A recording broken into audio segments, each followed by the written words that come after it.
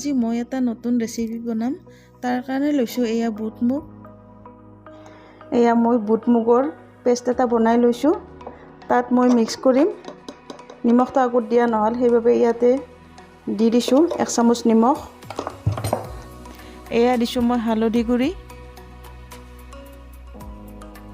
এয়া cornflour powder 2 চামুচ। এয়া দিছোঁ মই আদা নহৰুৰ পেষ্ট 1 চামুচ।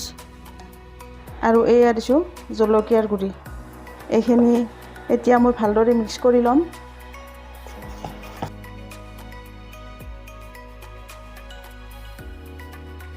এই পেষ্টখিনি মই ভালদৰে মিহলি কৰি লৈছোঁ। আৰু এতিয়া মই এইদৰে এটা শ্বেপ দিম। মানে নিজৰ ইচ্ছা অনুসৰি দিব পাৰে, যোনে যেনেকৈ দিয়ে। এইদৰে গোটেইখিনি ল'ম। এতিয়া মই ইয়াত ৰিফাইন তেল দিম ফ্ৰাই কৰাৰ কাৰণে। তেলটো গৰম হৈছে, গতিকে মই ইয়াত এখন এখনকৈ ইয়াত দি দিছোঁ।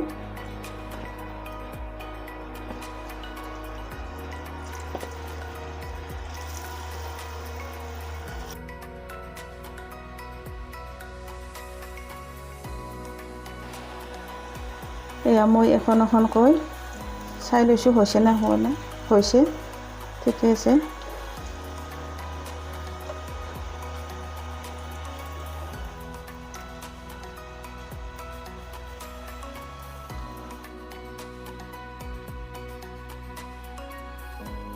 এইখিনি মোৰ ফ্ৰাই কৰা হৈ গ'ল, সুন্দৰ হৈছে।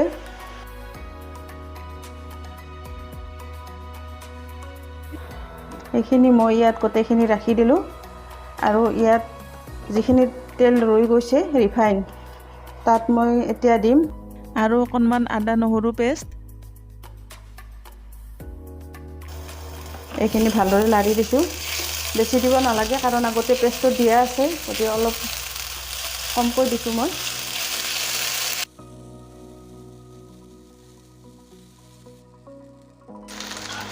এতিয়া মই দিম ইয়াত পিঁয়াজ দিছোঁ এটা, আৰু কেপচিকাম এটা দিছোঁ। আৰু এইখিনি ভালদৰে লাৰি দিছোঁ মই।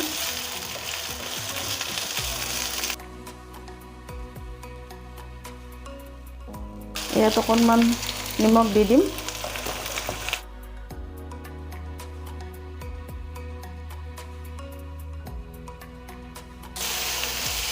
এইখিনি বেছি ভাজিব নালাগে, 1 মিনিটমান ভাজিলে হৈ যাব।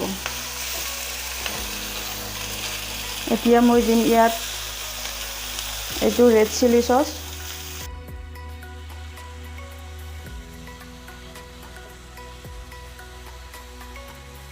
এয়া দিছোঁ মই চয়া চচ।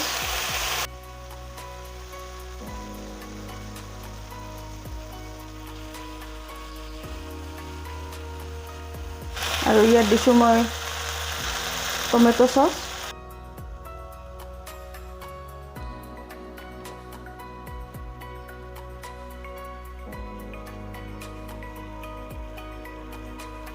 মই এতিয়া বৰাকেইটা দি দিছোঁ।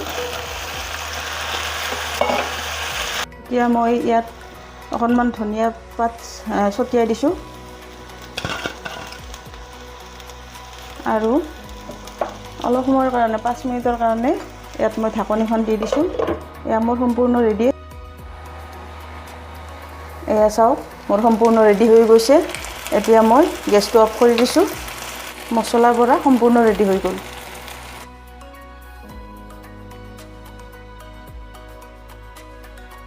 চাওক, এতিয়া আমি কেনেকুৱা হৈছে দেখুৱাই দিম।